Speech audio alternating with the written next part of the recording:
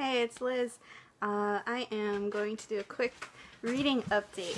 I'm doing terribly at the 30 books in 30 days, which is, for me, trying more for 15 books in 30 days. I've only finished one book so far this month. But I am close to finishing another, and I'm about halfway through a third. Yeah, so I also am about to go on vacation, family vacation to the lake house, so I wanted to show you what I am going to be bringing with me, and yeah, let's get started. So the book that I did finish so far this month, I both started and finished it, is Like Water for Chocolate by Laura Esquivel, and it's translated by Carol Christensen and Thomas Christensen. It is a story told in 12 sections. It's like one recipe a month, sort of. And I would consider this to be magic realism. I'm not sure, I haven't read any other reviews of it yet. It's very flowery but straightforward, and it deals with some interesting themes. A novel in monthly installments with recipes, romances, and home remedies. I first heard of this book actually by watching the movie at a local theater that had like a wine and movie type of night, and I really liked the movie. And then my sister-in-law lent me this book, and it's been on my shelf for a while, so I wanted to read it. But it's just a powerful story about love in a variety of forms, through food and through relationships, different types of relationships, and ultimately it's about being yourself, I think. I highly recommend it. Like Water for Chocolate. I wish I could read it again. I'm almost finished with A Manual for Cleaning Women by Lucia Berlin. It's another more atmospheric type of book. It's a short story collection, and the themes are can be pretty dark, but what I have really enjoyed throughout this collection is that while bad things happen, the author seems to be always looking for the good or the silver lining or just whatever it is she's supposed to learn from the decisions she's making, or the decisions the characters are making, rather. It does seem somewhat autobiographical given the little that I know about Lucia Berlin's life, but I really have enjoyed traversing the West, from various places in Mexico up to various places in California, Texas, etc. References to Alaska even, and just seeing the people through her eyes. I highly recommend it, and I'm gonna try to finish it before we have to leave this afternoon for vacation. The third book that I've been working on is Strangers in Their Own Land by Arlie Russell Hochschild. Anger and Mourning on the American Right, A Journey to the Heart of Our Political Divide. That was the freight trains going by.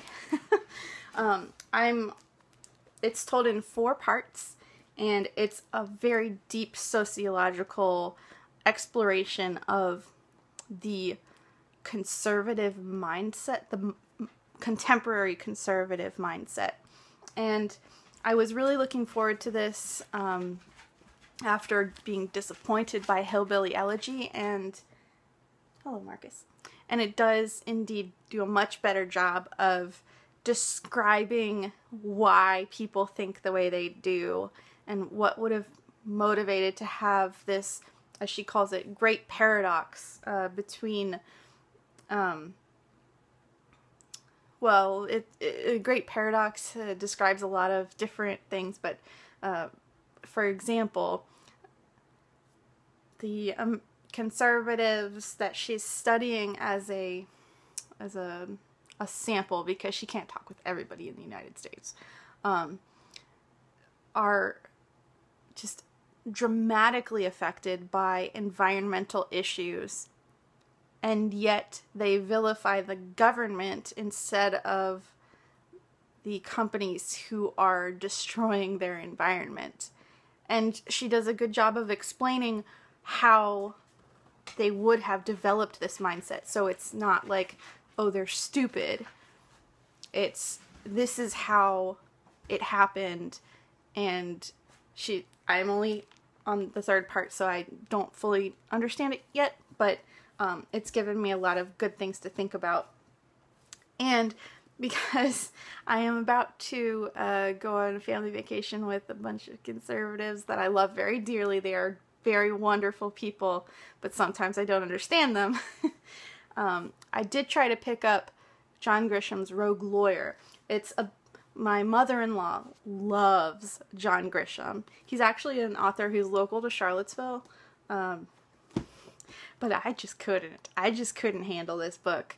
I can definitely see the worldview that Strangers in Their Own Land is describing expressed in this book, and thus I can understand why my mother-in-law loves John Grisham.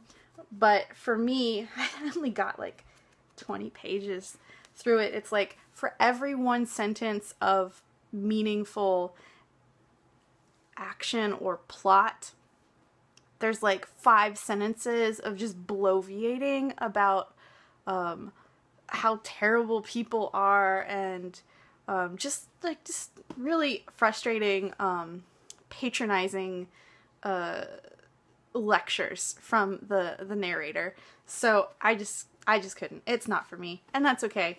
But I thought it was funny, the juxtaposition of Strangers in Their Own Land and Rogue Lawyer. So, what am I bringing with me on vacation? Well, I was going to bring the Gospel According to Jesus Christ because I really, really, really want to read it. But, of course, some other Jesus book came in on the holds list. I'll go pick that up later today when the library opens. It's translated from the Greek. I can't remember what it is, but I will try to, I'll try to let you know what it is when I remember. But I've been really looking forward to this, and unfortunately it's gonna have to wait. I thought that I would try to take mostly shorter books, and particularly graphic novel type books. So I picked up a YA graphic novel on the Gettysburg Address because I love Abraham Lincoln. I'm so looking forward to reading this. Yes, so I also found that the library is carrying an English language version of Slab The Future, The Arab of the Future, written by Riad Sattouf, and who translated this? Sam Taylor. It is a graphic memoir of a childhood in the Middle East, and I thought it would be interesting to continue on another theme that I seem to be reading a lot about lately, which would connect this to The Blind Man's Garden, which I reviewed recently. And a coworker showed me Chelsea Clinton has a new kids book out. She Persisted. Do I think it's a little over the top? Yes. Do I want to read this with my niece and nephew who are old enough to understand words, i.e. they're over 1 year in age? Yes, totally. On my conservative family vacation, I'm going to be reading She Persisted.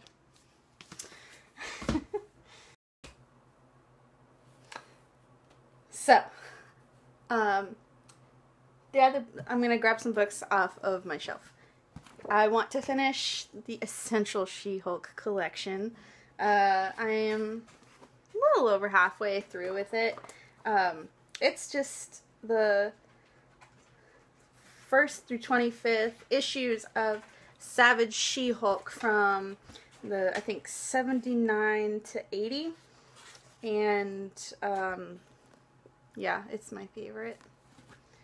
Then, what else do I have? I have Persepolis. I want to read, I got this for Christmas, and, I've been really looking forward to it, but, I haven't read it yet. So, The Complete Persepolis by Marjane Satrapi. It is a winner, well, no, the motion picture, the film that was based off this one, the Cannes Film Festival Prize. It is about a childhood and coming of age in Tehran during the Islamic Revolution. So, fits a theme. And then, I'm looking forward to reading The Stranger and the Marceau investigation, but I wanted to reach out to Celia to see if she was still interested in buddy reading them. So instead, I'm going to take The Decision by Britta Bohler. She writes other books, but this is the one that she had talked about that I was really interested in. It's about Thomas Mann, and the book just explores his torment over whether or not to publicly denounce the Nazi regime in the Swiss press. I know nothing about Thomas Mann, so I want to read this book first before I read Death in Venice by Thomas Mann. It's a shorter book than it seems, because there's a lot of, as Steve calls it, critical apparatus at the back, but I've got some help in the form of somebody's previous markings. So if I get lost, I know what to think about. Yeah, so I wanted to pair these books together as well. So, yeah, that's a lot of books. Books have finished or I'm trying to finish. I'll probably have to take this back to the library, but that's okay. I'm enjoying it so much I might want to buy it. I'm just taking this back to my mother-in-law and telling her I love her. Let's see. Graphic books for the vacation. Shorter books. And this came in, so I need to read it. The Last Study of Z by David Grann. I'll see what I can do. Tale of Deadly Obsession in the Amazon. I missed the movie, that's why I got the book. How to Be a Person in the World. It is a guide through the paradoxes of modern life, kind of like when you write into like a newspaper column or something.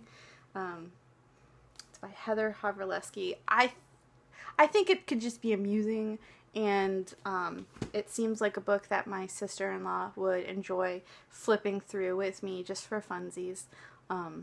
So I'll probably take it along, and who knows, maybe I'll just take it back. So, yeah, that's what I'm reading on vacation. Hopefully I can catch up to the 15 books in June challenge that I've wanted to set for myself. And yeah, in between kayaking and cooking. See you guys.